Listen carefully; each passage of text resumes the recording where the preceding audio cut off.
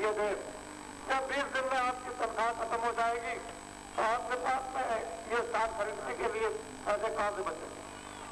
ये 2.5 रुपए मीटर हमने लोगों से कह दिया है कि तुम कलकत्ते के जूट मिल बंद कर दो। ये साथ नहीं मिलेगा, हम उनको घास की लंगोटी पहराएंगे। घास अगर पहरा करके न दिखा दे तो इस बाबा जी को बाबा जी मत कहना। घास की लंगोटी इस जूट मिल को बंद कर दीजिए। बड़े ध्यान से आप याद रखिए, हिंदुस्तान के संपूर्ण किसानों का कर्जा मैं इनको भेजूंगा आपके गांव। ये लोग आएंगे, ये टाट तोड़कर आएंगे, इस दशा में नहीं आएंगे। मैं इस दशा में इनको खड़ा कर दूंगा अगर जरूरत पड़ेगी। ये दिखा रहा हूं आपके सामने। फिर मत कहना जाना लगता है, ये मत कहना गर्मी लगती है, ये मत कहना इनको निंदा कर देना, फिर आप कहने के हकदार नहीं रहोगे। अभी तो मैं इनको टाट में भेजूंगा, अभी 5 पवित्र कपड़ा पहरा कर भेजूंगा। इनकी बात को ध्यान देकर सब काम छोड़कर कर्मचारी, अधिकारी, दुकानदार और किसान 2 घंटे के लिए सब काम छोड़कर के कोई काम में नुकसान नहीं होगा। इनकी बातों को सुनना, ये तुम्हारी बीमारी को भार देंगे। जो बीमारी का तुमको दर्द हो रहा है उसको भार देंगे। जब तुमको अपनी बीमारी इनके कहने से पता चल जाए कि इस बीमारी से दर्द है, इस बीमारी से ये दर्द हो रहा, तो इससे दवा मांगना। ये मत कहना कि बाबा जी को ले आओ, ये मत कहना बाबा जी कभी बैठे नहीं रहते, हिंदुस्तान भर में बराबर घूमते रहते हैं और बराबर ये काम कर रहे हैं। तो ये समझना कि बाबा जी कहीं ना कहीं हिंदुस्तान में हमारा ही काम कर रहे होंगे। लेकिन चलो, जिनको बाबा जी ने भेजा उनकी बात, बाबा जी का पैगाम उनके द्वारा आप सुन लें। ये मेरे भेजे हुए होंगे, ये आपको सुनाएंगे। ये जो कुछ भी वादा करेंगे ये सब आपका वादा पूरा कर देंगे। पहले इसे नहीं, इनके वादा पूरा करने की कुंजी मेरे पास, मैं उस कुंजी को तत्काल दे दूंगा। ताला खुल जाएगा, जब खुल जाएगा तो आपका वादा पहले पूरा, पीछे की बात नहीं। और जो कुछ मैं कह दूंगा आपके सामने, जो वादा कर दूंगा, जो प्रतिज्ञा कर दूंगा मैं, तो मैं इसे पूरा करा दूंगा, इसे करा दूंगा। घबराओ नहीं, तो मेरी तरफ घूम जाओ। ये और पहले तो आपने आगे देखा, अब इनको पीछे देखो, पीछे तरफ देखिए, इसको गौर से अच्छी तरह बड़े ध्यान के साथ मेरी बातों को अच्छी तरह से सुनने की चेष्टा करें। अधिकारी, कर्मचारी, नौजवान, व्यापारी और ये किसान, बाकी भूमिहीन जो लोग रह गए जिनके पास जमीन नहीं है, उनके लिए मैं क्या करूंगा इसे नहीं बताऊंगा। उनके लिए क्या कहना चाहता हूँ ये आपको नहीं बताऊंगा, वो बताने की जरूरत नहीं है। आपको तो दिखा देने की जरूरत है, बताने की जरूरत कुछ नहीं। मोटी बात को अच्छी तरह से ये चारों लोग अच्छी तरह से बातों को समझे और मैंने केवल एक इशारा किया, कुछ नहीं। ये पूरा का पूरा एक संविधान हिंदुस्तान का बदल, ये छोटा मोटा नहीं, पूरा बड़े बड़े लायर जो सुप्रीम कोर्ट और हाई कोर्ट में या कोर्टों में जो लायर का काम करते हैं, दिन और रात उसी में लगे रहते हैं, उनकी समझ में विचारों की नहीं आता। तुम तो लायर नहीं हो, तुम तो दिन रात के पढ़ने का है, तुम क्षणों में भी किताबों को नहीं जानते हो, उसको नहीं पढ़ते हो, तो तुमको क्या पता चलेगा कानून? जब इन्हीं को नहीं कानून, जिसको बेतामाद है उन्हीं को नहीं है, उसको नहीं मिलता है कि भाई कानून कहाँ है, इसमें कहाँ छुपा हुआ है। अब इधर से इधर मार दिया, इधर से इधर मार दिया, बैठ गया अचानक को कोई बैठ गया, मतलब ये नहीं सुबह अंधेरे में कोई इधर मारा, कोई इधर मारा, कभी समझ नहीं। जब उन्हीं को नहीं मालूम तो आपको विचारों को क्या कानून हिंदुस्तान का इस प्रकार का होना चाहिए कि जितने भी हमारे देश में जो सबसे छोटे किसान है, जो अनपढ़ मेहनत का काम मिट्टी में करते हैं, उनकी जबान पर हिंदुस्तान का कानून हो, जबान पर याद हो। कोई भी धारा पूछी जाए तो देश का किसान बता दे। पहले संस्कृत का उच्चारण क्यों होता था, आज भी महाराष्ट्र में होता है, तमिलनाडु में, आज केरल में, जहाँ प्रदेश में सब लोग स्त्रियां जो है संस्कृत का उच्चारण करती है, आज तो उनको भाषा का उच्चारण करती है कि उनको इतना भर दिया गया था, लेकिन आपने अपनी भाषा को खंडित कर दिया, आपकी कोई भाषा नहीं रह गई। वास्तु में उन्हें तो फिर भी अपनी संस्कृति को रखे हुए हैं, तो देश का संविधान किस प्रकार का एक होना चाहिए और चाहिए नहीं, वो तो आपके सामने आ जाएगा। मैं तो उसकी दिली इच्छा आपके सामने खोल रहा हूँ। मोदी और दीदी और दादी बड़ी अच्छी तरह से मेरी बातों को ध्यान में रखें और भी मैं जाऊँ। ये बन जाइए, ये पोटीदारी है, लंगोटीदारी ये सामने है। आप लोगों को ये आदेश दिया जाता है, जिले जिले में 2-2 से लंगोटीदारी तैयार हो जाओ तुरंत एक माह के अंदर, और एक दफे आप दिखा दो, सब लोगों के सामने खड़े होकर के आप दिखा दो, उसका साबुत और उसका परिचय में देखो। हर जिले में आप 2-2 से लोग एकदम तैयार हो जाओ 1 महीने के अंदर, और एक दफे जिले का पूरा सम्मेलन करके और सामने एकदम पर्दा एकदम के सामने दिखा ला दो, पर्दे को सामने खड़ा कर दो। एक बार आपको इस पर्दे को खड़ा करना है, जब जैसी जरूरत होती है वैसा काम होता है, इसमें कोई संदेह नहीं है।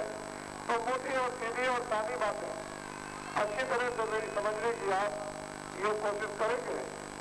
मैं ये चाहता हूं कि जिन दलों के एमएलए एमपीओ की 60 साल पूरी हो गई और जिनका 71वां साल या 65, 70, 75, 80, 90 लग गया, उनकी इस तरह से गर्दन मिलती है, कैसे मिलता चला नहीं जाता, लेकिन उनको इतनी ममता है कि मेरा बच्चा, मेरा नाती, नाती का सब्जी, सब्जी का पति, ये सब लोग वही दिल्ली में रहे और मेरा जनाजा दिल्ली बैंड वाले के साथ साथ पड़ जाए। इतनी ममता, जिसको इतनी ममता ग्रस्त है, अरे नौजवान तुमको कौन पूछे, तुमको पूछने वाला कौन है? उनको इतनी ममता कि वो जगह खाली करेंगे नहीं, तुम्हारा नंबर कैसे आने वाला, मैं तुमको लिख कर देता हूँ, जब जगह खाली होगी तब तो तुम्हारा नंबर आएगा। उनको इतनी ज्यादा हवस और इतनी ममता है कि समुद्र उसके सामने क्या कोई इस तरह से पकड़ेंगे ऐसे जान इसी के साथ चली जाएगी, कोई बात नहीं। ये नहीं है कि जिन बच्चों को भी कुछ मौका दे दिया जाए, वो कुछ नहीं है। और फिर ड्राइवर, रिक्शे का ड्राइवर और थाने का ड्राइवर और साइकिल का ड्राइवर, मोटरसाइकिल के ड्राइवर को आप अगर प्रधानमंत्री बनाएंगे तो क्या देखता होगा? अरे कर्मचारी अधिकारी तो फिर भी अच्छे, इनमें तो कुछ कम से कम कुशलता तो है, लेकिन लोग ये लगे हुए हैं कि बस अपने अपने को कि मेरा बच्चा सबसे आगे चला जाए, सब लोग इसी धुन में लगे हुए हैं। तो तुम बच्चों को कौन पूछेगा? इसलिए मैं तुमसे अपील करता हूं कि जो लोग शासन करते हैं वो शासन करो, शासन करने वाले को पार मत करो। जो लोग शासन करते हो शासन करो, शासन वाले व्यापार मत करो। शासन वाले व्यापार करेंगे उनके सब व्यापार में घाटा होगा। जितना भी आपने राष्ट्रीयकरण उद्योगों का किया वो संपूर्ण देश के उद्योगों में घाटा ही घाटा, उसमें कोई आमदनी नहीं किसी तरह की, और ये घाटा देश के किसानों को पूरा करना है।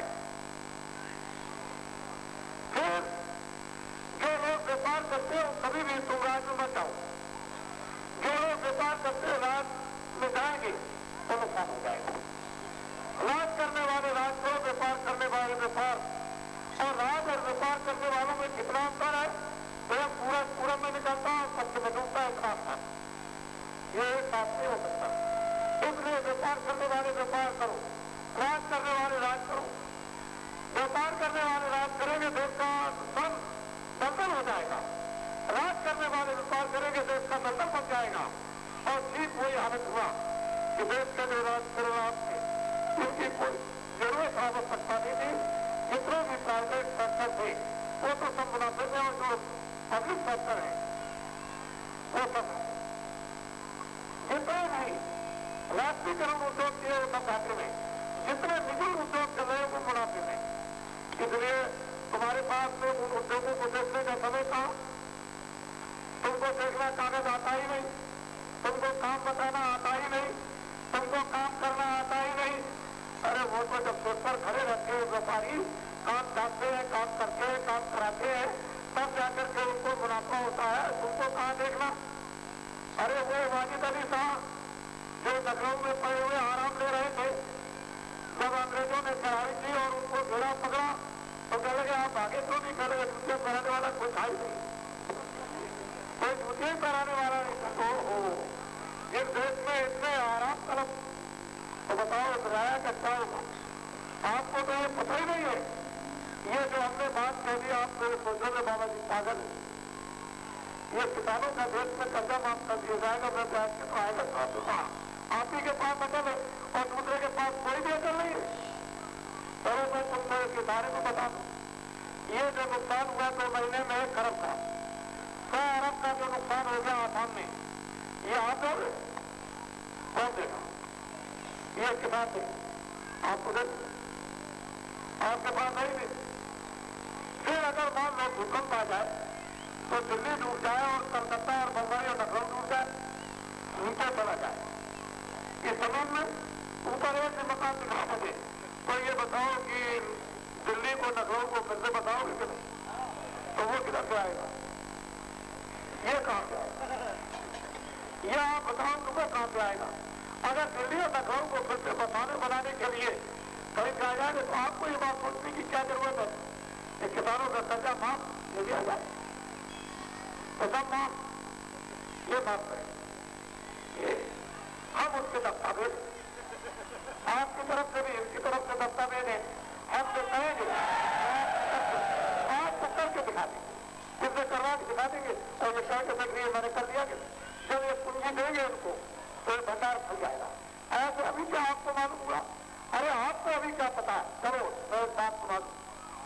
वो जहां आप दिल्ली में लोगों को चुनकर भेजते हो, एमपीओ को दिल्ली में लोकसभा में, वो लोकसभा जो उसके अंदर गोल चक्कर है, लोकसभा उसके अंदर जो गोल चक्कर, उसके अंदर का खर्चा, बाहर का खर्चा नहीं, कोई आने जाने का विधानसभाओं का और राजभवनों का खर्चा नहीं, वो गोल चक्कर लोकसभा के अंदर का खर्चा। जरा मुझसे ध्यान से सुनिए, आप नोट कीजिए, 1 मिनट में 1 लाख, 1 मिनट में 7 मिनट में 7 लाख, 7 मिनट में तो नोट करो, 8 घंटे में 5 करोड़, 8 घंटे में 1 महीने में 1 अरब 50 करोड़, 1 महीने में 12 महीने में 18 अरब, 12 महीने में, तो ये कहां से आएगा? ये आप देते हो और जिसको अपने वो देते हैं, ये उसका खर्चा क्यों? ये कौन देगा? इसको आप समझिए, 2 करोड़ की एक टीम लेकर के थोड़े मैदान बना दीजिए और 98 करोड़ रुपया उसके अंदर का खर्चा कर लीजिए,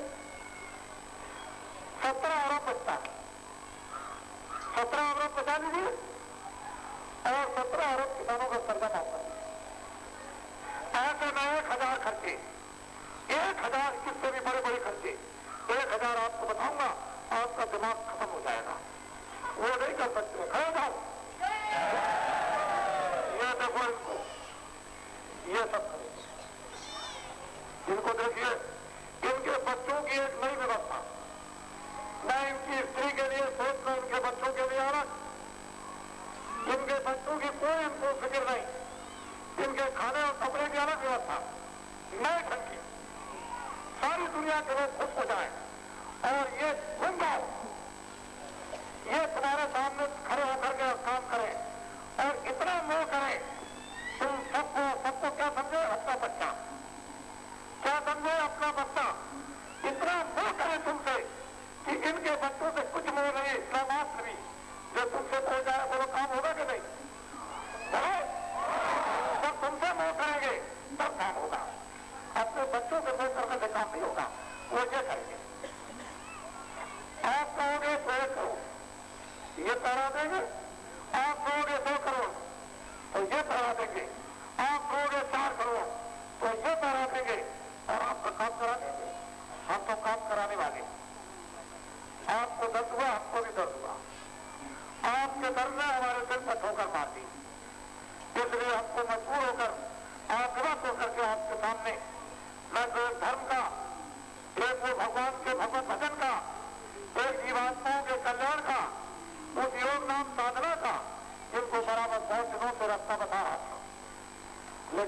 लोगों ने समझा नहीं। बड़े ध्यान के साथ मेरी बातों को अच्छी तरह से सुनिए और समझिए। जब कभी भी भविष्य में चुनाव आए, कर्मचारी अधिकारियों और व्यापारियों, नौजवानों और किसानों, एक बात तुमने 36 वर्षों में सबकी प्रतिज्ञा को पूरा किया, सबके वादों को पूरा किया आपने। एक दफे आप मेरे वादे को भी पूरा कर दो। ये मेरा वादा नहीं, ये वादा आपका है। आप धीरज तोड़ चुके हो, आप सब सोच चुके हो, ईश्वर का भगवान का, उसकी शक्ति का भी विश्वास हो चुके हो। हम ये चाहते हैं कि उस शक्ति का, ईश्वर का भी और अपना भी और लोगों का भी आप में विश्वास आ जाए। और ये आप समझ जाओ कि दुनिया में ऐसी माताएं जो लाल पैदा करती हैं, जो हीरे पैदा करती हैं, जो रोगियों को पैदा करती हैं, जो पैगंबरों को पैदा करती हैं, जो मोहम्मद को, जिन्होंने मोहम्मद साहब को पैदा किया, जिन्होंने राम और कृष्ण को पैदा किया है, जिन्होंने दास और ईसा को पैदा कर दिया, जिन्होंने बड़े बड़े धर्मात्माओं को पैदा किया है, तुमको यकीन और विश्वास हिंदू मुसलमान सिख और ईसाइयों को हो जाए। एक बार तुम लोग मेरी बात को की बार मान लो, और जब कभी भी चुनाव आए आप लोग नोट कर लो। देश में ऐसे ऐसे केमिकल तैयार हो गए, कागज पर फोटो बना दी जाए, इतने घंटे के बाद ये फोटो उभर जाएगी, 10 घंटे के बाद, 30 घंटे के बाद, 30 घंटे के बाद, 2 दिन के बाद, 48 घंटे के बाद, 58 घंटे के बाद वो फोटो उभर जाएगी। पहले दिखाई नहीं देगी, बाद में उभर जाएगी। ऐसे ऐसे केमिकल बने हुए हैं। तो ये जो बैलेट पेपर है, इस पर केमिकल लगाया जा रहा। आप लोग अब की बार सुप्रीम कोर्ट में दरख्वास्त दे दो, वो दे दो कि हमको वर्तमान के शासकों में विश्वास नहीं रहा।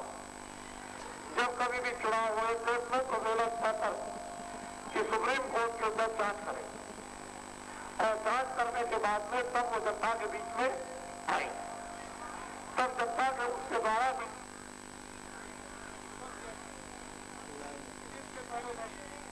जो पहले दरख्वास्त सुप्रीम कोर्ट में देगा उसका नाम होगा। और पहले चुनाव के घोषणा से पहले दरख्वास्त दे दो कि सभी हिंदुस्तान के बैलेट जितने भी पेपर है उनका सबकी जांच सुप्रीम कोर्ट द्वारा होनी चाहिए। तब वो जनता के बीच में मतदान के लिए आए। और अब की बार आप लोग तैयार हो जाओ। एक व्यक्ति 20-20 करोड़ रुपया, 10-10 करोड़ रुपया खर्च करेगा। कितना रुपया इकट्ठा किया गया है वो खर्च करेंगे। और अब की बार जब इतना खर्च करेंगे तो एक व्यक्ति को 50 साल तक तनख्वाह लगातार दी जाए तो 1 करोड़ रुपया नहीं बनता है, तो 10 करोड़ 20 करोड़ रुपया क्यों खर्चा? इस रुपए के खर्च करने पर देश में कोई भी हिंदू मुसलमान सिख ईसाइयों में अच्छा आदमी नहीं मिलेगा, नहीं आ सकता। क्योंकि रुपए का खेल आएगा, चरित्रवान सदाचारी, कभी भी सत्यवादी नहीं आएगा। इसलिए अब की बार आप लोग सतर्क होशियार रहो कि जिनकी उम्र 60 साल से ऊपर हो गई, किसी दल के हो, अब की बार अपने मतदान की झाड़ू से बहुत सचेत और होशियारी के साथ में इस सड़े कूड़े और कचरे को यानी झाड़ कर ऐसा गड्ढा नीचे खोदो कि उसी गड्ढे में डाल दो जिससे ऊपर ना आए, और उसको मट्टी से दबा दो ताकि उसकी बदबू भी दब जाए तो तुम्हारे सामने सीधा रास्ता आ जाएगा। सीधी सड़क दिखाई देगी, बिल्कुल सीधी सड़क दिखाई देने लगेगी।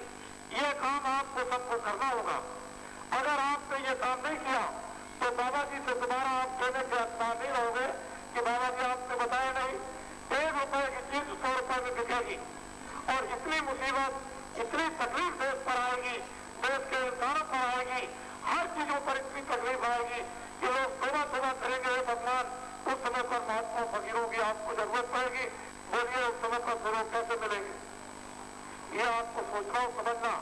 अब के बाद जो दलाल, उन दलालों से ऐसा रह जाओ जिन्होंने तुम्हारा मतदान दे करके खून पी लिया और खून खिलवा दिया, उन दलालों से बिल्कुल चौकस से रहो। ऐसा काम करो दलालों से होशियार। और दलालों को यह चाहिए कि दिल्ली वालों ने जो तमाम उद्योगपतियों से, छोटे और बड़े और तमाम योजनाओं से जो रुपया घसीट करके एक जगह इकट्ठा कर लिया, जाओ दलाल ले आओ और जाकर के चुपचाप तुम लेकर के रख लेना। इन लोगों से कुछ मत कहना, अपने मुंह से मेरा साफ करा देना। इनसे ये कहना चाहे तुम्हारी तबियत है मैं चले जाऊँ। इनसे ये कहो ताकि तुम्हारा ये मुंह साफ हो जाए। अगर रुपया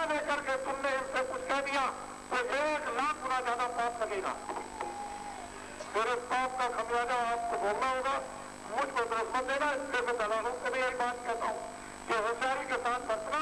रुपया ले आओगे, चुपचाप रख लोगे तो दोष नहीं लगेगा, चुपचाप रख लो, तेरे खुलने की कोई बात नहीं।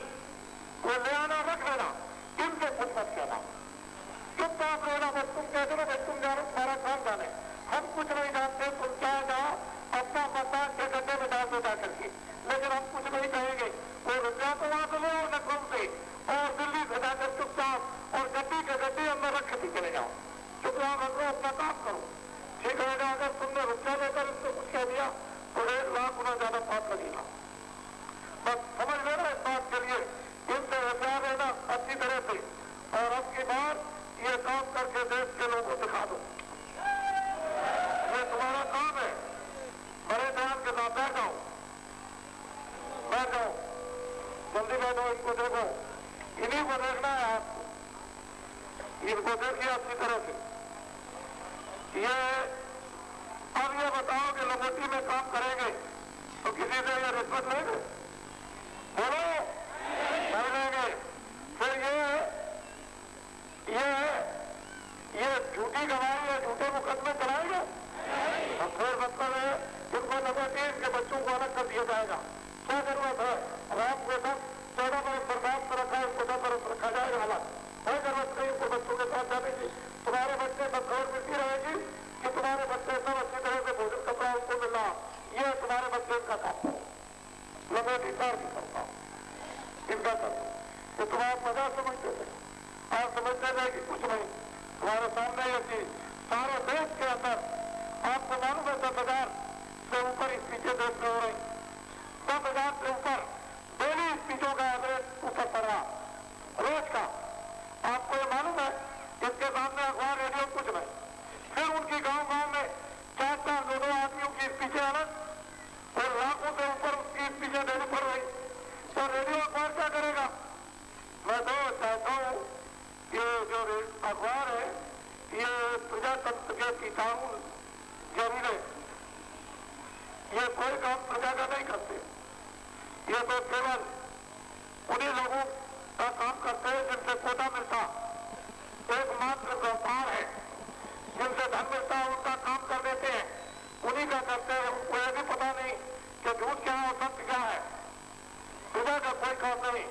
इसलिए देश में भविष्य में ये लोग अखबारों को बंद कर देंगे, बंद हो जाएंगे, ये अखबार बंद हो जाएंगे। मैं पहले से आपको संकेत देता हूँ, पीछे से मत कहना कि पहले बाबा जी ने, और अखबारों से बाबा जी कोई काम नहीं कराते, कुछ नहीं।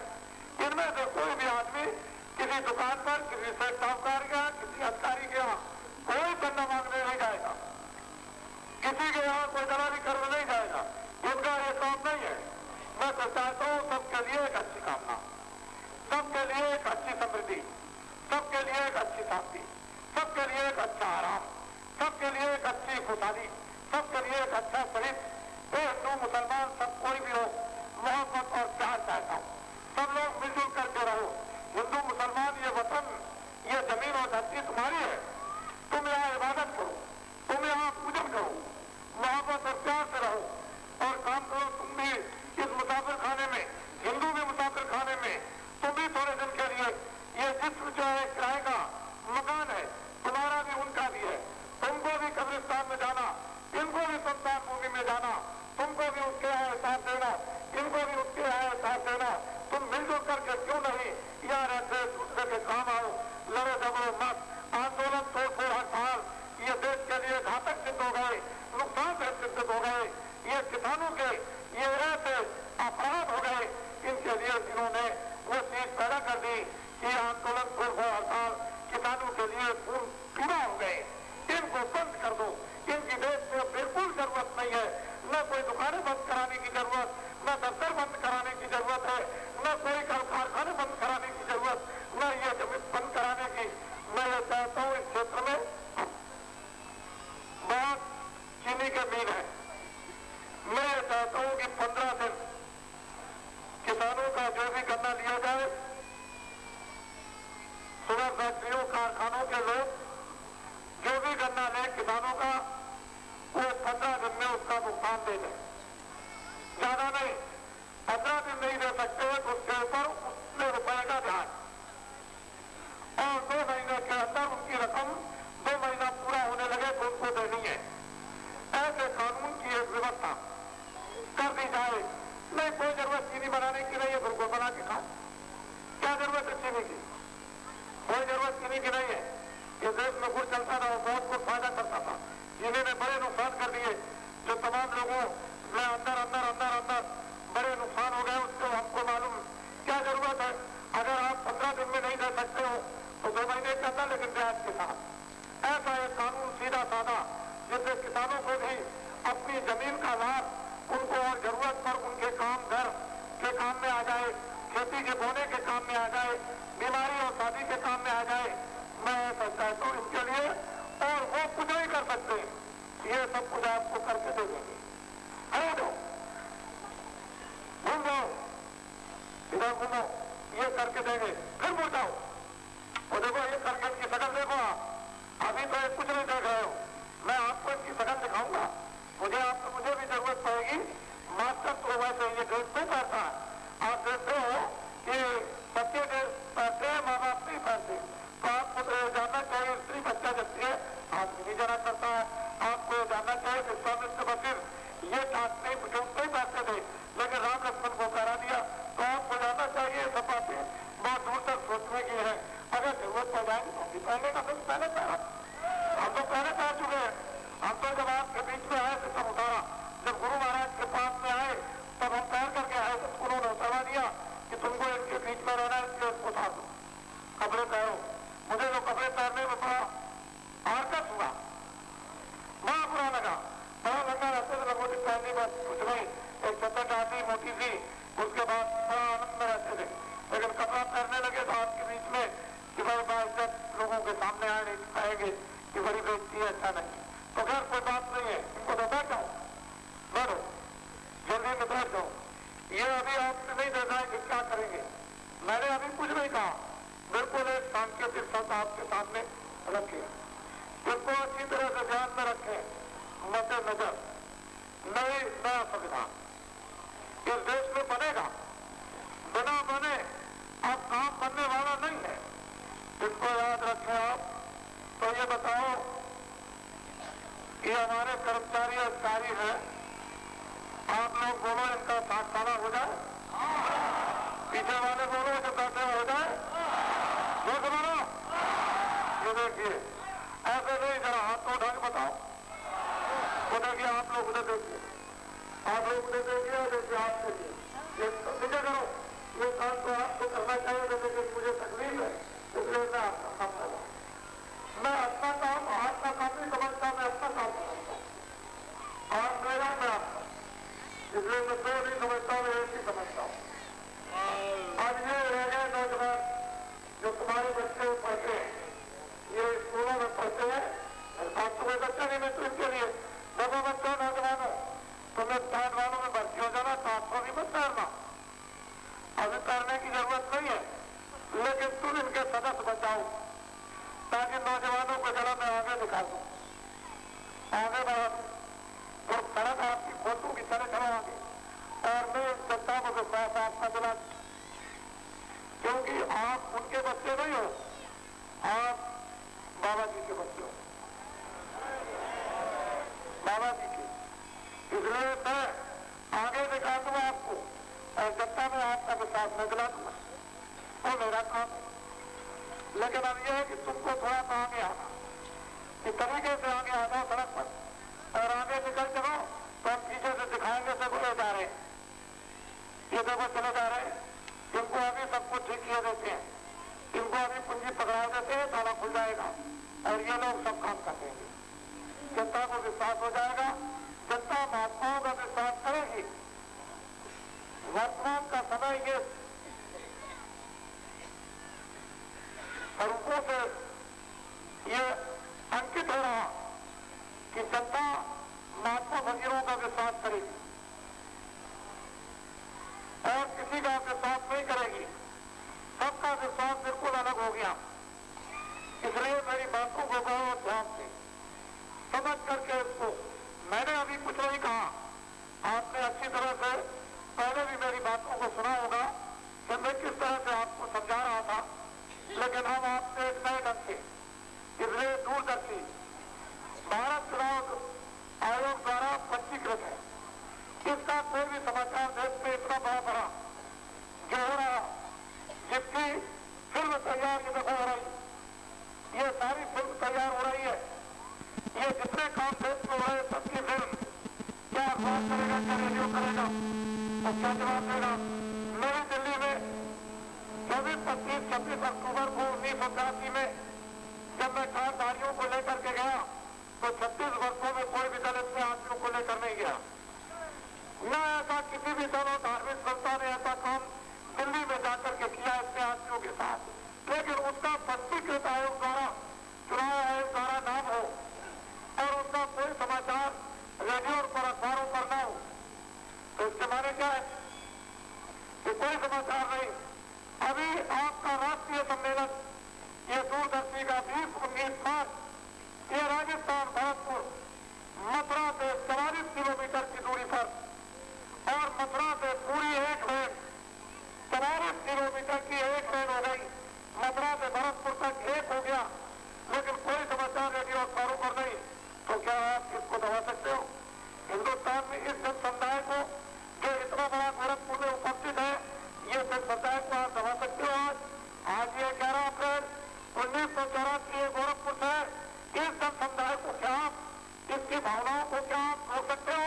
रेडियो अखबारों पर नहीं, लेकिन ये पूछेगी दूरदर्शी कि इसका भी अधिकार था, इस पंजीकृत का, जिसका कोई एमएलए कोई एमपी देश में नहीं, और उसका पंजीकृत हो जाए, वो मान्यता उसको प्राप्त हो जाए, वो भी कोई स्थान रखती है। इसकी आवाज ही पूछे, उसका भी कोई स्थान है, उसकी भी कोई वक़्त है, इनकी आवाज की भी, इनके काम की भी कोई वक़्त है। ऐसी बात नहीं है, इनकी शिक्षा की भी कोई वक़्त और कोई महिमा है। इसको अखबार और देश के रेडियो इसको देश में रोक नहीं सकते हैं। ये 4 महीने के अंदर हिंदुस्तान में कोई ऐसा आदमी नहीं रह जाएगा जिसके कानों में, जिसके दिलो दिमाग में ये घुस न जाए। इसलिए तुम लोग जिले जिले में जल्दी से 1 महीने में अपने आयोजन इस कारधारियों के नंगे 200-200, 300 जल्दी से जल्दी आयोजित कर दो। सबके दिलों दिखामों के सामने एकदम बता दो इनको कि ये काम बाकी काट कर कराओ और बाकी लंगोटी लगा कराओ और सामने दिखा दो इनको एक बार 2 घंटे के लिए। ये जगह जगह उनका एक समय, अभी उस समय की घोषणा की जा रही, वो आपको अभी मिली जाती है। वो कौन सा दिन होगा, उस दिन की कौन सी घड़ी होगी जो जिले जिले में अंकित कर दिया जाएगा उन अधिकारी कर्मचारियों के लिए, इन व्यापारियों के लिए, इन नौजवानों के लिए, इन किसानों के लिए, संपूर्ण देश का विधान बदलने के लिए, संपूर्ण देश की ये प्रक्रिया को चेंज करने के लिए और विदेशी एक नया संविधान जिसको देखकर विदेश के लोग भी हैरान हो जाए, वो आप इनके सामने एक संक्षेप से वर्णन कर दो। इनको तो अभी कुछ पता तब तक नहीं रहेगा। ये तो चाबी बाबा जी के पास है, जब तक ताला नहीं खुलेगा इसका तब तक आपको ज्ञान भंडार किधर से मिलेगा, फिर रतन कहाँ से आएगा? वो तो चाबी जब दी जाएगी और ये खुल जाएगा तो एकदम आईने के सामने फिर क्या है, तुमने साहस, तुमने हिम्मत, तुमने तीसरा, तुमने सत्यता, तुमने सदा विचारता, तुमने त्याग आ जाएगा, तुमने शांता आ जाएगी, तुम वो माइन के लाल बन जाओगे। अरे तुम सूरज की तरह से चमक जाओगे। 1 महीने के मेरी बात तुम देखो कि बाबा जी प्रस्थान पर आज 11 अप्रैल को 1984 में जो आशीर्वाद दे रहे हैं, 1 महीने के बाद तुम्हारा क्या होगा, तुम खुद अनुभव करने लगोगे हमारे लिए क्या होगा। हमको सुलभ होना कहने की बात नहीं है, हमको तो बताना है मानव मात्र के लिए। इसलिए वो लोग जो बात से ऊपर हो गए हैं वो तो कुछ ही इस्तीफा दे दें, उनके लिए हित होगा, उनके लिए कल्याण होगा। क्या तुम ये बता सकते हो कि तुमने उन एमपीओ की जो तुम्हारे क्षेत्र में उनकी तुमने शकल देखी है? अरे तुमने उनकी शकल को देखा? नहीं देखा? फिर से पहचानो कि वो तुमको तुम्हारे एमपी यदि तुम्हारे क्षेत्र के किस शकल के हैं, उनकी शकल को पहचान करके रखो। उसको अच्छी तरह से पहचान लो कि उनकी शकल इस तरह की है, उनका रूप इस तरह का है, उनकी मूर्त इस तरह की है। अरे उसको पहचान के तो कम से कम रखो। तुम इतना नहीं जान सकते हो कि मेरे क्षेत्र के एमपी की शकल, एमपी का रूप उसका किस प्रकार का है, तो फिर तुम क्या कर सकोगे? कुछ नहीं। पहचान लो अपने क्षेत्रों के एमपीओ की एमएलए के रूपों को अच्छी तरह से पहचान लो और पहचान कर जिनकी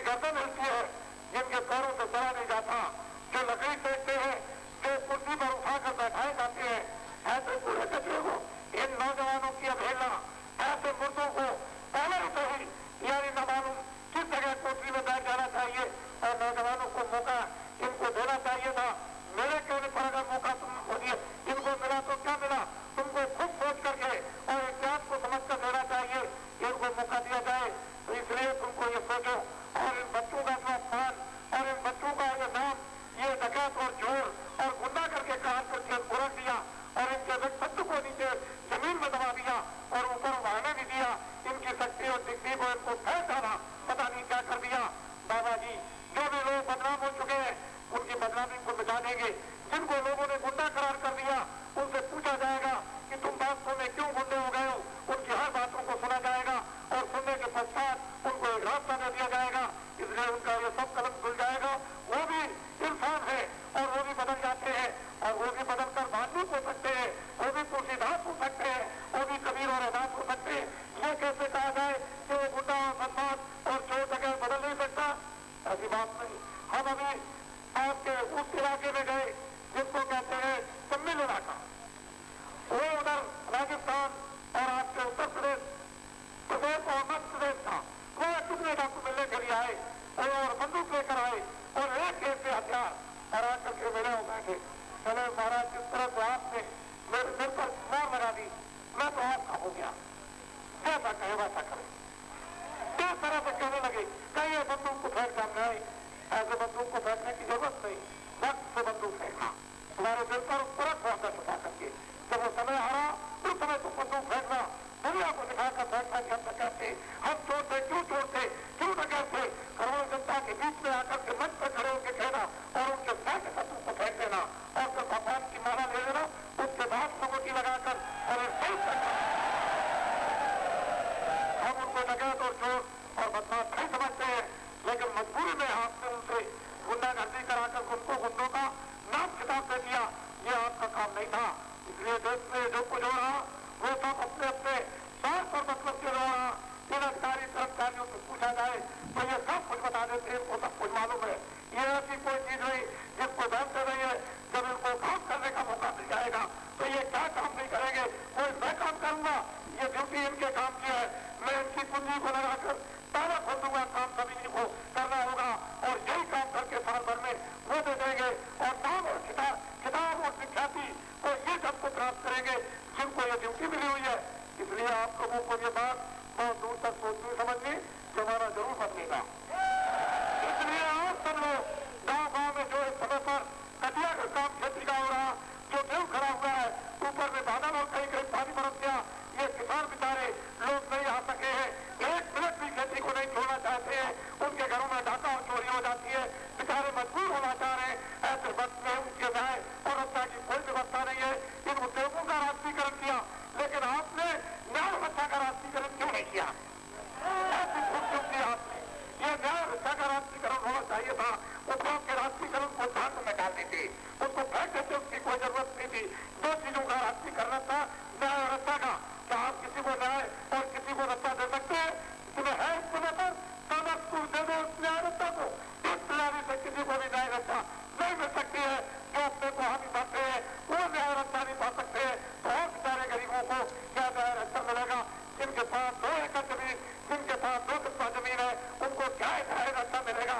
इन कचहरियों में उनके पास में पैसा ही नहीं जाने का है। वो मौत के घाट, वो अपना कब्रिस्तान और शमशान देख रहे हैं। आप उनके दिलों को नहीं देखते, कितना भी नहीं पहचान सकते हैं। भगवान के यहाँ आप सब लोगों को जवाब ये भी देना पड़ेगा कि इनके साथ आपने ऐसा बड़ा क्रूर जुर्म किया है। ये तो बेचारे गरीब आपके सामने थे, इनके सामने आप क्या कर डाला? रोते पीट तो चिल्लाते रहे। ये आवाजें तुम्हारी इस फैसले से निकल रही, भगवान का कैसा लग चला, उसमें सब आवाजें एकदम से हो रही है। तुमको ये मालूम ही नहीं, अभी जानते नहीं हो, इसलिए रिटायर हो जाओ। 60 साल से ऊपर वाले जो एक दिन भी ऊपर हो गया सब रिटायर हो जाओ। मैं आपको सब लोगों को ये वित्तीय और प्रार्थना करता हूँ कि उनसे कह दें और हमारे कर्मचारी अधिकारी लिख करके भेज दें कि इसी में उनका हित होगा, इसी में उनका कल्याण होगा, इसी में उनकी भलाई होगी कि वो रिटायर हो जाए और नए लोगों को आने का एक अवसर, एक मौका दें। भारत की जनता में जन क्रांति, वैचारिक जन क्रांति खड़ी हो गई। आपको मालूम नहीं है, मरी के सहारा ढूंढ रही थी, जिसको सहारा अभी जल्दी से जल्दी देखते देखते मिला जा रहा, ये चली जाएगी। ये वो गाय है जिधर आधारी पाएगी उतरी निकल जाएगी। आपको ये नहीं, इसको बहुत सोच समझ से रखो। ये प्रजा है गाय, इसको सोच समझ से जो रखता है वो रख सकता है, सोच समझ नहीं है निकल के चली जाएगी, फिर इसको कोई बात नहीं सकता। इसलिए 1-2 बातें नहीं, बहुत प्रकार की बातें। अब कि उनके किए हुए 31 रुपए को जो घूस का लिया है हुकूमत का लिया, जो उद्योगों के नाम से हजम कर लिया, ऐसे रुपए खर्चे को बिखर कर दो, अपने मतदान की झाड़ू से अपनी साबित कर दो, एक तरफ झाड़ करके निकाल के पूरे करके ऐसा साफ करो कि इतिहास की तवारीख बन जाए और उस तवारीख का तुम्हारा नाम हो जाए, बस हो जाए। ये बताओ, मैंने कुछ बुरा कहा? मेरी कोई आपको बुरी बात लगी? नहीं लगी। ये बात है, इसलिए मैं और कुछ कहना चाहता हूं।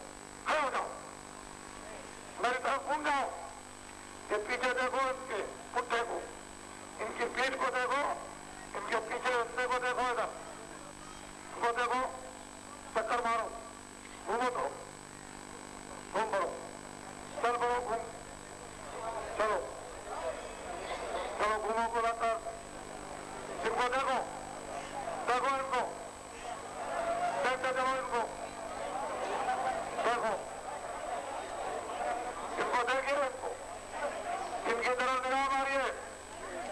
अरे इसको नोट कीजिए, ये नोट कहाँ पे करो दिल दिमाग में, आंखों में एक दृश्य को बताओ, देश में रोने का है, दो आंसू गिराओ, इसी में तुम्हारा भगवान भला करेगा, भगवान तुमको इसी में बरकत देगा। देश को लोगों ने यहाँ पहुंचा दिया है, ये ऐसा दृश्य है अफसोस और चिंता का। इसलिए हम जानते हैं कि चोरी करके या धोखे मेहरबानी करके कोई फलेगा फूलेगा नहीं, उसमें कलंक लग गया है, दाग लग गया, फूले तो भी ज्यादा खाना, ऐसे नहीं धुलेगा। उसका एक तरीका धोने का है, तब उज्जवल होगे, आंखें उज्जवल होगी, बुद्धि उज्जवल होगी, चित्त उज्जवल होगा, अंतःकरण उज्जवल होगी, तब आत्मा रूह साफ साफ पवित्र होगी। ऐसे नहीं, इनको देखो, ये देखो, इस चक्कर वो किधर किधर जा रहे हैं, इस पर गौर करो, इसको देखिए किधर जा रहे हैं, ये चारों दिशाओं में चल रहे, कोई पूरब जा रहा, कोई पश्चिम, कोई उत्तर, कोई दक्षिण। ये देखिए आप इसको देख लीजिए अच्छी तरह से, बोलो जोर से, जय गुरुदेव, जय गुरुदेव, जय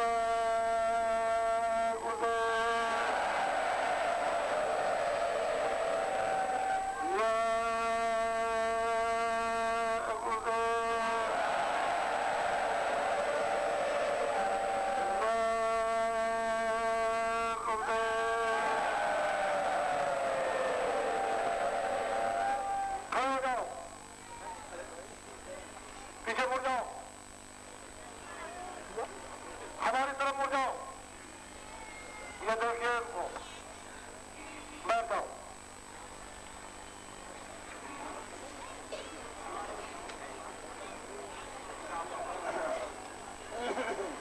जिन लोगों ने, दिल्ली वालों ने एक बिल पास करके रख लिया कि किसानों की पैदावार पर टैक्स लगाया जाएगा,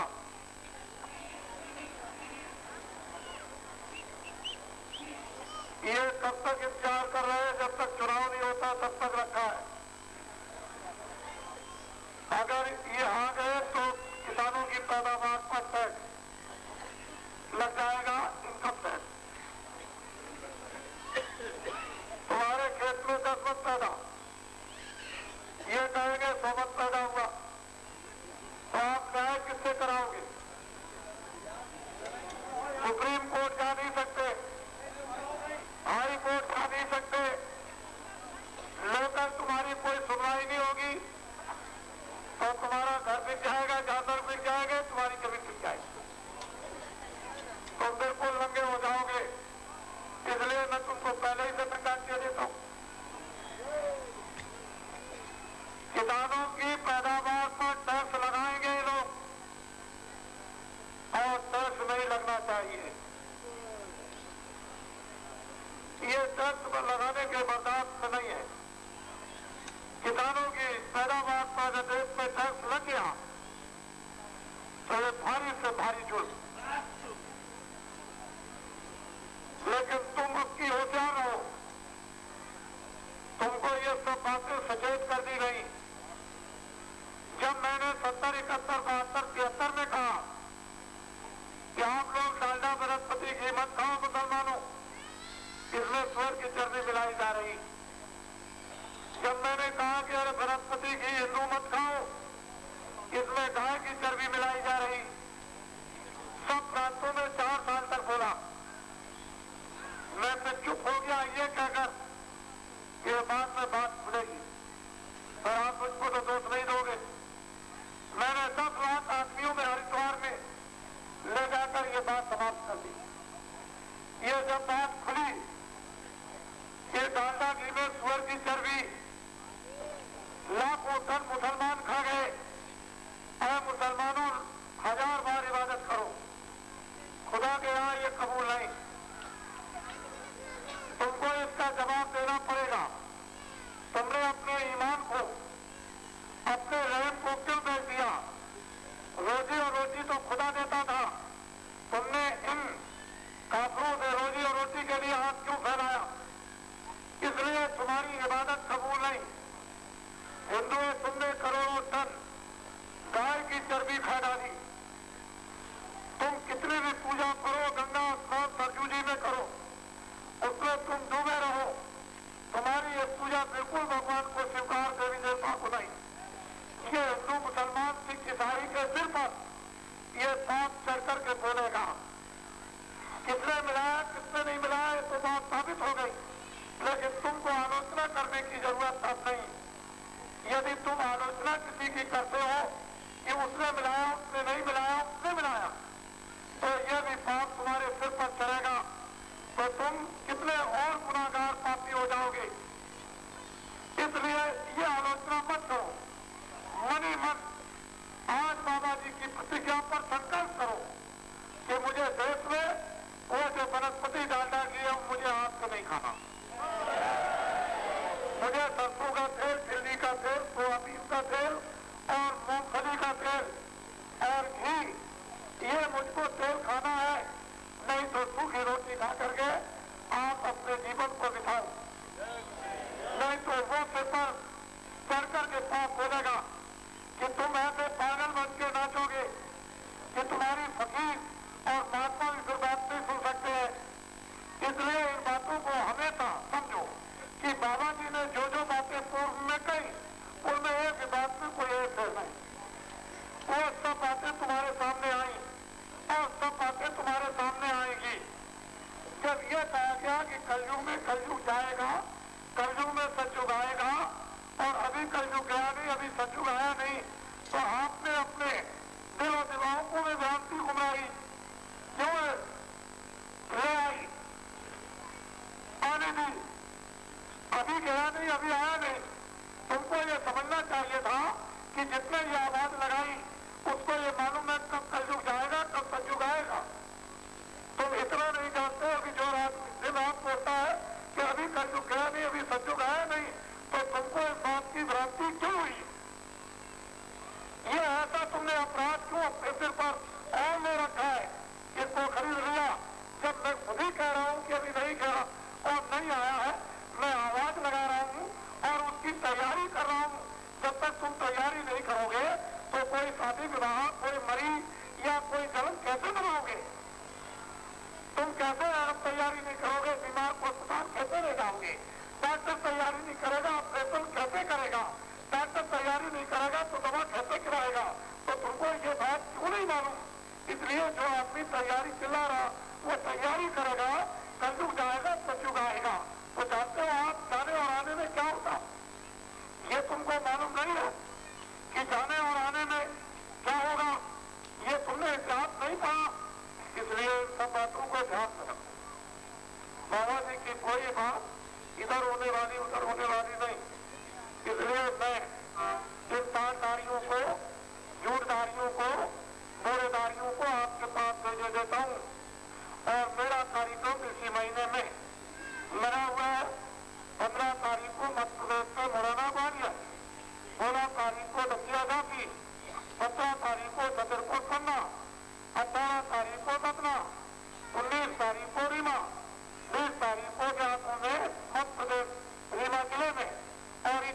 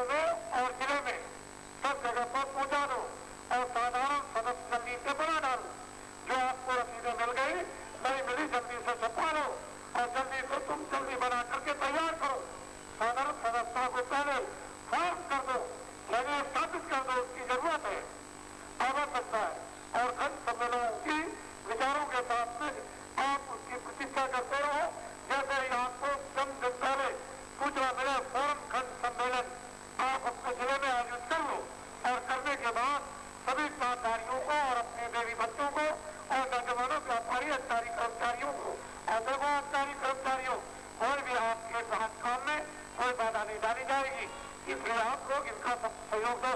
आपके किसी इंतजाम में कोई ये बाधा नहीं डालते इसलिए आपको इसकी मदद करना अनिवार्य है। अगर आप इसकी मदद करोगे तो कुदरत आपकी मदद करेगी, कुदरत आपको दस देगी, कुदरत आपको जस देगी, ये आपकी इज्जत करेंगे। आप इनको प्यार करो, इसलिए आपके किसी कार्य में बाधा नहीं डालेगी। हमने आज तक कभी भी आपके किसी कार्य में किसी बात में कोई बाधा डाली हो तो मुझे आप बताइए। ठीक है, उस समय अगर जेल में बचत करने का आदेश इनको मिल गया था तो सीधे आपके दफ्तर में उपस्थित हुए थे, इनको सीधा जेल में भेज देना चाहिए था, लेकिन नहीं इनको भेजा। आपकी कोई बदनामी हमने इन्होंने आपकी नहीं की, किसी प्रकार की भी बदनामी पर या आपके किसी काम पर कोई भी ध्यान नहीं दिया। हम बराबर उसी काम में लगे हुए हैं कि एक निशाने में आपकी सबकी सब तकलीफें चली जाए। मैं ऐसे निशाने में आपके लिए लगा हुआ हूँ और उसी निशाने का इंतजाम कर रहा हूँ कि जितनी तकलीफें आप सकती है एक ही तीर में उसका वेतन हो जाए और सब चली जाए और सबको एक आराम की नींद फिर सो वो आपके सामने आएगा। ये तो मैं जानता हूँ कि आराम के बाद तकलीफ और तकलीफ के बाद आराम। अब तो मतलब यह है कि अति बुरी होती है, किसी चीज की हद होती है, किसी चीज की सीमा होती है, किसी चीज का आखिरी मुकाम होता है, वो तो होता ही है। उसके बाद क्या होता है ये भी आपको समझना चाहिए। तो ये सब बातें मद्देनजर रखिए और जरूरत पड़ेगी जैसा वो सब मैं आपसे पूछ कर काम करूंगा। मैंने जो कुछ भी पूछा है आपसे पूछ करके काम किया है, वही मैंने आपसे कोई ऐसा काम नहीं किया। जो आपसे पूछ के वही काम कर रहा हूँ। और भी जो कोई जटिल समस्या होगी मैं आपसे पूछ लूंगा, वो मुझे जो बता रहा हूँ तो बताएगा, लेकिन आपसे भी पूछना अनिवार्य कि आपने कितनी समझ है, कितनी आपसे बुद्धि है और बुद्धि का कितना आपसे विकास है, ये भी जरूरी और आवश्यकता है और मैं उसकी इज्जत करता हूँ, मैं सम्मान करता हूँ छोटे बड़े और सभी का। ऐसी बात नहीं है। मैं भी एक आदमी हिंदुस्तान में जो हिंदुस्तान में नमन करना हाथ जोड़ना सबने छोड़ दिया था और मेरे बच्चों से छोटे और गाँव से हिंदू मुसलमानों से सबसे हाथ जुड़वा दिया। क्या ये बात आप कम समझते हो? जो स्कूलों में नहीं, जो तालीम शिक्षा समाजों और धर्मों में नहीं, वो ला करके आपके प्लेटफॉर्म बदल कर सामने खड़ी कर दिए, ये मामूली काम नहीं है। इसमें खुदा की रहमत, भगवान की दयाई आप समझिए। मैं तो एक उसका बंदा हूँ, एक मामूली कर रहा हूँ, मैं एक मामूली करूँ, मैं कोई फकीर और महात्मा न पहले था न भविष्य में हूँ, मैं तो एक आपका खिदमत गुजार सेवा। अब ये बताओ कि मेरी कोई बात बुरी तो नहीं, आप खड़े हो जाओ, पीछे घूम जाओ, मेरी तरफ मुड़ो, इधर देखो मेरी तरफ, फिर घूम जाओ। चलो सबको अपने सब भाइयों और बच्चों को प्रणाम करो, नीचे सिर झुकाओ और झुकाओ से। ये सब आपको प्रणाम कर रहे हैं और भगवान को भी प्रणाम कर रहे हैं। आप में होकर के भगवान को प्रणाम कर रहे हैं क्योंकि आप में उस प्रभु की रूह है, जीवात्मा, उस खुदा की रूह है, भगवान की जीवात्मा आप में। जो आपको प्रणाम करता है वही उसको प्रणाम कर सकता है, जो आपको प्रणाम नहीं करता उसको प्रणाम नहीं कर सकता। जो आपको देखता है वो उसको देख सकता है, जो आपको देखेगा उसका दीदार करेगा, दर्शन करेगा। जो आपको नहीं पहचान सकता उसको कभी नहीं पहचान सकता। देखो खड़े हो जाओ, मेरी तरफ मुँह करो, इनको देखिए, इनकी तरफ में आप गौर से देखिए।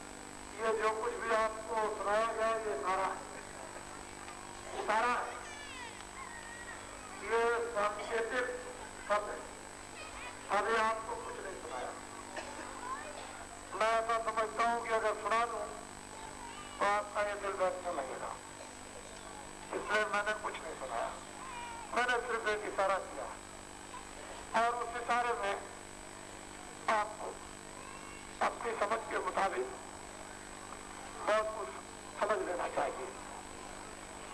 मैं इनको भी प्रणाम करूंगा और आपको भी प्रणाम करूंगा और भगवान को भी।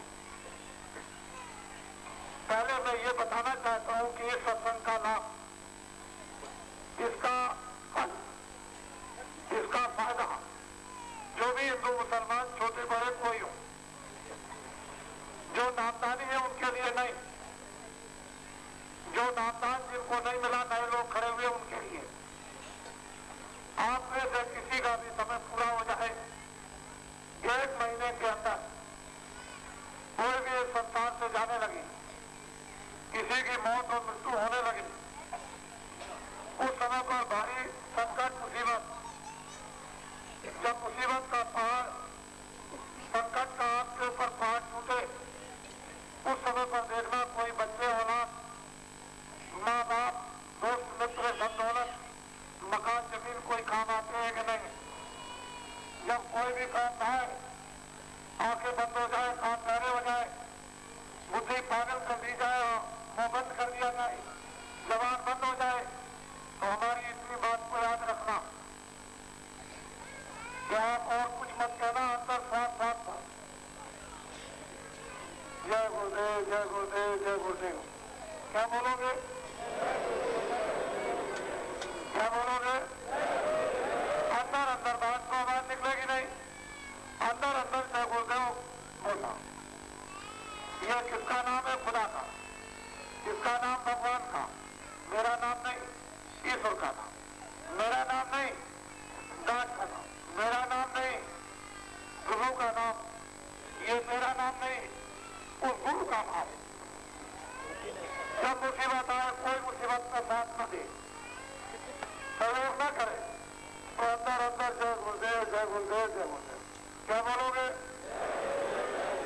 जब आप जय गुरुदेव बोलोगे तो मैं मिलूंगा, मैं मिलूंगा, मैं उस समय पर आपकी मुसीबत हटा दूंगा, मैं उस समय साथ दूंगा, मैं मुसीबत में काम आऊंगा। इन घड़ियों का, इस वक्त का, इस समय का नाम, ये भी मैं आपको इसके साथ साथ ये देता हूं। ये लाभ, इससे बढ़कर आपके जीवन का है, सारे संसार का धन, सारे संसार की जमीन, सारे संसार का वैभव, ये सारे लोग ये फल नहीं दे सकते हैं, मैं आपको दिए देता हूं। मैं आपको मिलूंगा, मैं सच्चा आपका सेवक, मैं सच्चा मुरीद हूं, मैं सच्ची सेवा करता हूं। मेरा काम ही है पूरे कचरे गंदगी को, जिसमें बदबू आती हो, वो साफ करना। मन, बुद्धि, चित्त, अंतर जीवात्मा जो गंदे से गंदे और अपवित्र से अपवित्र हो गए, उनको साफ करने का मेरा काम, सेवा करने का है। मैं इस बर्तन को साफ किया करता हूं। जब आप ऐसी मुसीबत में फंसे, तो 1 महीने के अंदर जब घटना हो, तो आपके गुरुदेव नाम लेना, तो मैं आपको मिलूंगा और मैं आपके उस समय मुसीबत में काम होगा। फिर मैं मुसीबत, और मेरे मिलते ही मुसीबत चल जाएगी। फिर यह मत सोचो कि जलना होगा कि मरना होगा कि नहीं, कि नरकों में, दोजख में जाना होगा कि नहीं, ये सोचने की जरूरत फिर नहीं। मैं उस मुसीबत से आपसे काम आऊंगा, लेकिन इतनी अपील करता हूं कि आप शराब पीना छोड़। जो लोग शराब पीते हैं उनका धन और धर्म दोनों गया। जो घर में शराब पीते हैं, अपनी देवी का जेवर, घर का सामान लोग बेच देते हैं, जमीन और मकान लोग बेच देते हैं। शराब पीने वाले घर में गाली गलौज लोग कोर्ट में करते हैं। जो लोग शराब पीते हैं गरीब होते हैं। जब घर का हाल यह है कि देवी बच्चे होते हैं और शराबी उनको देख करके हंसता है, तो ये दिल्ली में जो करोड़ों करोड़ों रुपए की दारू, शराब की बोतलें तोड़ करके पी जा रही, और उस नशे में शाम को कुछ कहते हैं, सुबह कुछ कहते हैं, शाम को कुछ बोलते हैं, सुबह कहते हैं हमने कहा ही नहीं। तो ये रेडियो पर आके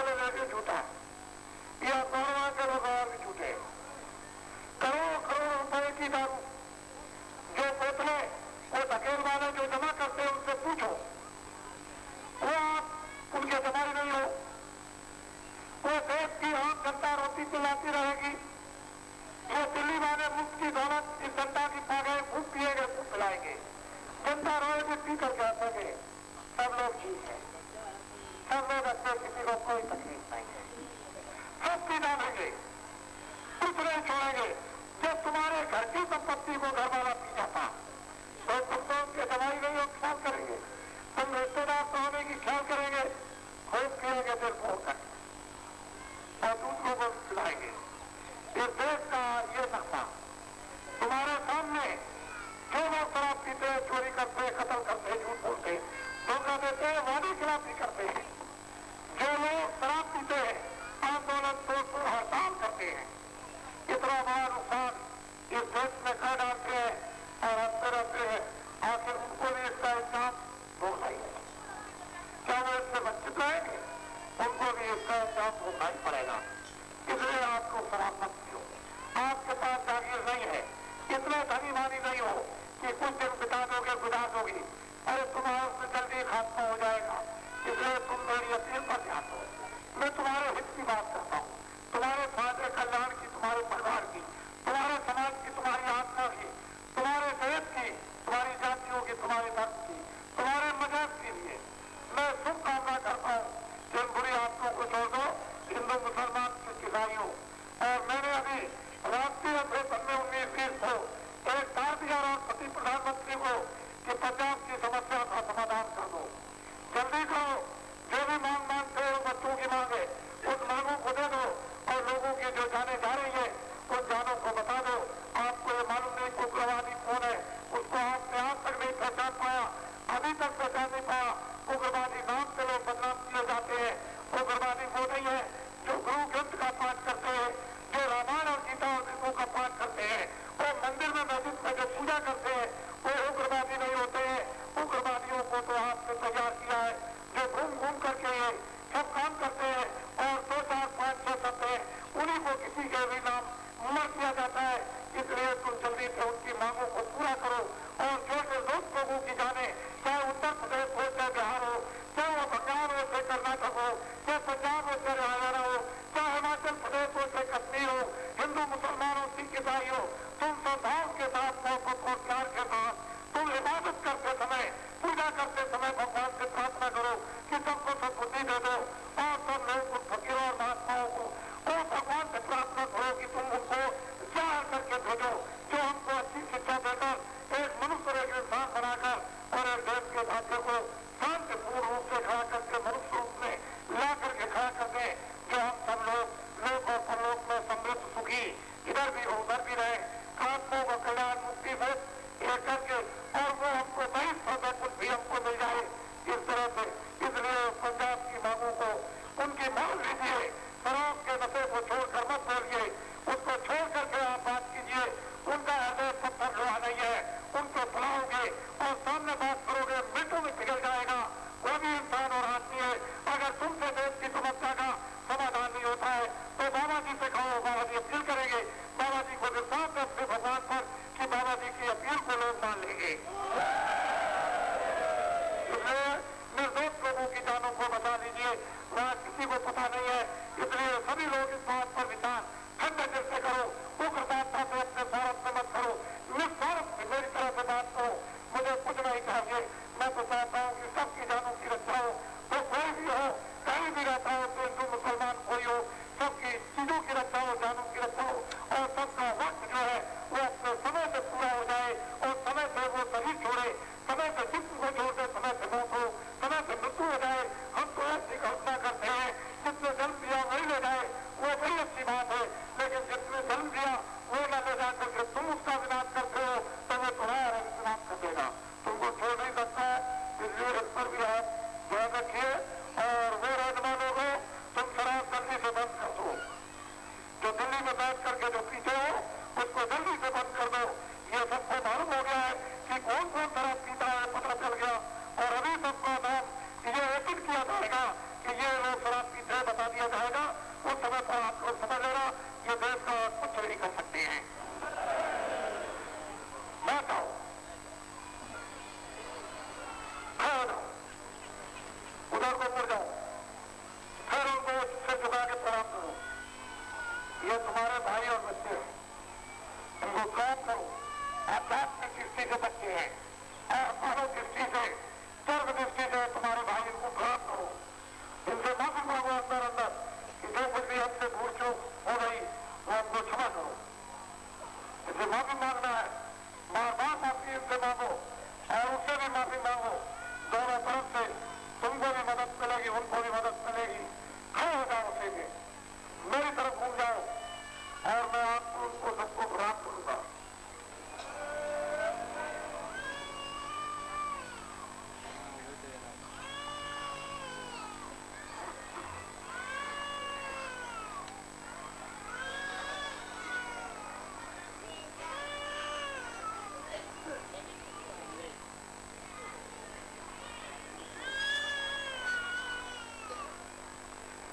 इसको ऊपर करो बच्चे पूरा होगा।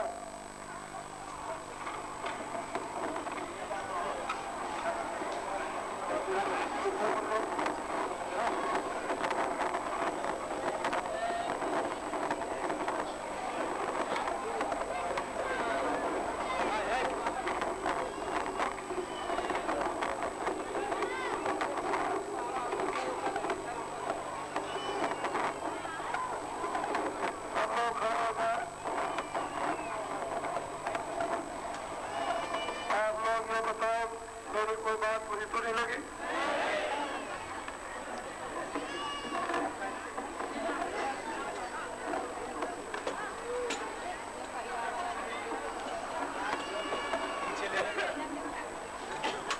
आप सब लोग इस बातों को किसानों तक पहुंचा दोगे? कर्मचारी अधिकारियों के कानों तक पहुंचाओगे?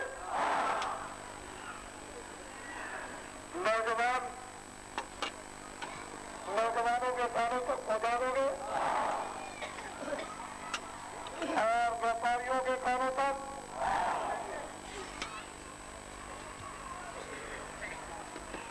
इन सभी वर्गों के लोगों के कानों तक जो काम करते हैं उनके कानों तक पहुंचा दें। इस देश में जितनी भी धार्मिक संस्थाएं हैं वो सभी की सब फ्री कर दी जाएंगी, चाहे मुसलमानों के हों, चाहे हिंदुओं के हों, चाहे ईसाइयों के हों, चाहे सिखों के हों, किसी भी धार्मिक संस्थाओं पर कोई भी टैक्स नहीं लगेगा, सबको फ्री कर दिया जाएगा। जो लोग जेलों में पड़े हुए हैं, जिनको 20-20, 15-15 साल की सजा हो गई,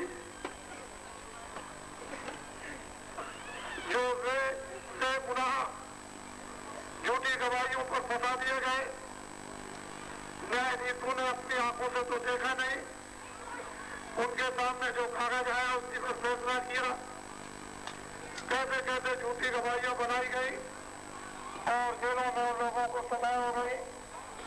इन पर भी बड़ी गंभीरता के साथ तुरंत विचार होगा, इसमें कोई देरी नहीं की जाएगी। पूरा का पूरा भारत का जितना भी अभी तक का विधान, ये सब का सब जो बना हुआ है बदल दिया जाएगा। बिना भारत का विधान बदले हुए ये देश का लोकतंत्र भी कल्याण नहीं होगा। इसलिए पेड़ों के नीचे, वो लोकसभा में नहीं, भारत का संविधान पेड़ के नीचे बैठ के बनेगा और जितनी जल्दी भारत का संविधान बनेगा कि विश्व का भारत के संविधान को सुनकर चकित रह जाएगा। वो चारे का अधिक जंगल में पेड़ों के नीचे बैठकर उन्होंने भारत के संविधान का संचालन कराया, बना दिया। किस तरह से भारत के संविधान पर बहस की है जंगल में बैठकर, ये तो इतिहास है। जिन विधानसभाओं में और लोकसभा में बैठकर चप्पल और जूते और हंगामे करते हो, उस लोकसभा में यानी मुनाफा, आमदनी कहा, और जहां पर जूते और चप्पल चलते हो वो न्याय और अच्छा कहा। वो खुद की तो न्याय और अच्छा है नहीं, वो दिल्ली में 4 जिलों के अधिकारी लगे हुए हैं, 4 जिलों की पुलिस, 4 जिलों की पुलिस, 4 जिलों के अधिकारी दिल्ली में शादी भर्ती में और फर्जी में कितने लगे हुए हैं। मैं तो उसको देख करके आया चाहिए। मैंने एक अधिकारी को बुलाया शादी भर्ती में कि आप अधिकारियों को सच बताइए, तो पहले तो संकोच में आए। मैंने कहा आप अधिकारी झूठ मत बोलिए, मुझे तो आप जानते ही। चले गया मैं अधिकारी, मुझे इतना ही जाता था। शादी भर्ती में कितने 4 जिलों के अधिकारी दिल्ली में, 4 जिलों के अधिकारियों से दिल्ली में यदि लोगों की सुरक्षा होती हो, इन गरीबों को क्या सुरक्षा, क्या न्याय मिलेगा? इनको क्या मिल सकता है? इनके बीच में जो रहेगा वो क्या डरेगा किसी से? वो मौत को कफन बना चुका और तागे हुए, वो क्या डरेगा किसी से? इसलिए आप लोग इस बातों को बहुत कार्यक्रमों में करोड़ों करोड़ों रुपया लगता हो, दिल्ली से बाहर निकलकर हिंदुस्तान की तमाम सुरक्षा यानी लोकल सीआईडी, गुप्तचर विभाग और सेंटर का गुप्तचर विभाग लग जाता हो, इतना खर्चा होता हो, और देश क्या समृद्ध बनेगा? क्या आमदनी करेगा? कुछ नहीं। यह क्या खर्चा? किसी अधिकारी को नहीं दबाया, किसी कर्मचारी को नहीं दबाया, किसी को किसी तरह से लालच नहीं, कोई किसी तरह से गोरखपुर शहर में चंदा नहीं, किसी के पास किसी तरह से धमकाना नहीं। यह सब जनसंस्था है जो समय पर उमड़ा हुआ है, जो समुद्र की तरह से वो ये परिचय दे रहा है लोगों के सामने। इसको कैसे हजम कर लेंगे? ये देश के लिए यह है, इसलिए फिर से विचार करना ही पड़ेगा, सोचना ही पड़ेगा। एक सीधी सादी बात मोदी आपके सामने रख दी और मैंने अभी कुछ नहीं कहा। मैं जानता था इन बातों को पहले अगर गोरखपुर में सुना था तो आपको जा सकता, लेकिन वो बातें उस समय पर मैंने सुनाई, वो जितनी जितनी आपको सुनाई और जितना जितना आप हजम कर सके उतनी आपको सुनाई।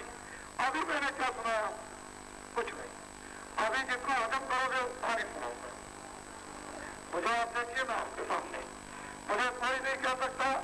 इतने दिनों से मैं शपथ ले रहा हूँ इस गोरखपुर जनपद में और गांव गांव में गया, मैंने तो किसी को धोखा नहीं दिया। मैं हिंदुस्तान में घूमता हूँ, मैं तो किसी को धोखा नहीं देता। और मुझे देखो ये पैसा कहां से आता है? ये हमारी देवियों, 2 बच्चे 4 पैसे 10 पैसे, कोई 1 रुपया। जब मैं जाता हूं इनकी तरफ तो जबरदस्ती मेरे हाथ को खींचकर, मेरी चद्दर को खींचकर, मेरी धोती को खींचकर और जबरदस्ती ये पकड़ाते हैं, और जब नहीं लेता हूं तो ये रोते हैं। ये उसको समझते हैं मेरा 1 पैसा 10 पैसा कहां जाएगा। मैं जानता हूं इतना बड़ा सम्मेलन किया जो मुझे भरतपुर में राजस्थान में 19-20 को जो इन्होंने मुझको दिया, मैंने फौरन हिसाब उनका वहां उसी समय पर कर दिया।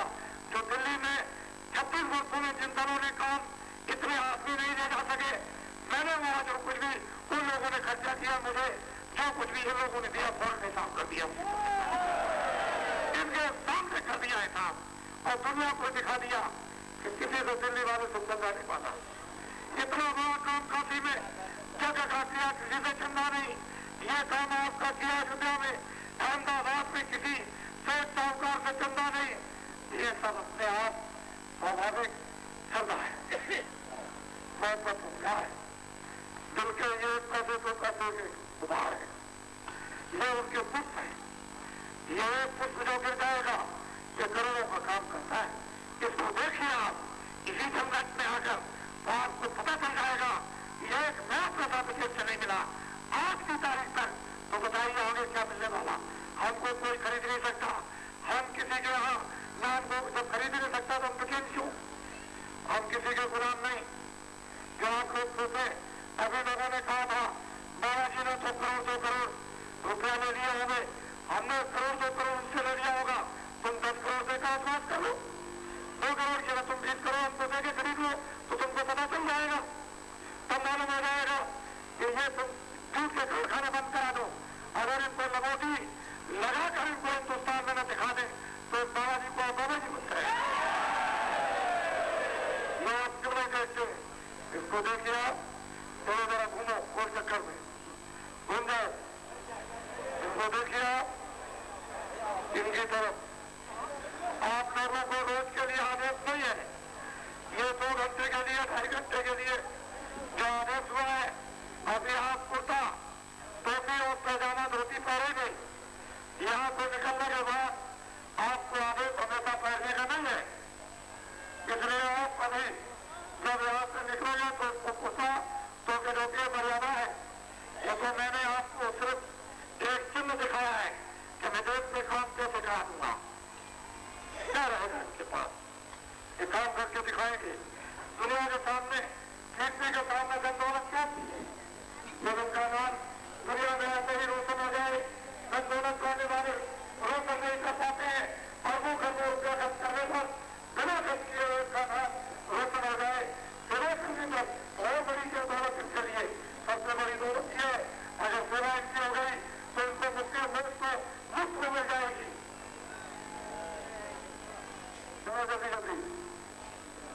चलो, जल्दी जल्दी करो, बढ़ाओ,